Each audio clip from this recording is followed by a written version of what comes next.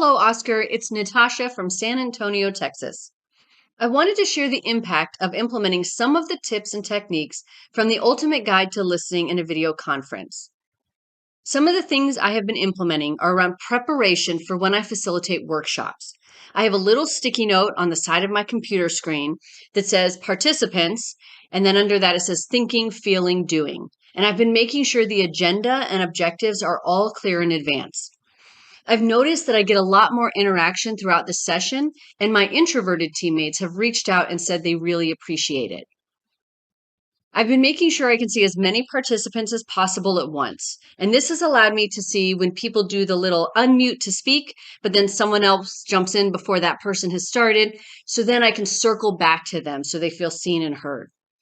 Overall, I've noticed three main things since I've brought this awareness and listening to my sessions.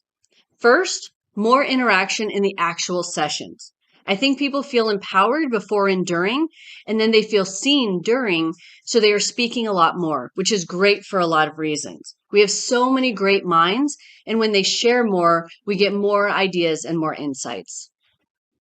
Second, more people are staying after to continue the conversation with me and with each other. This has been really great and has helped our teammates connect across business units. Finally, more folks reach out in appreciation. While it's nice to be appreciated, the bigger thing here is that people are finding a deeper value in those sessions.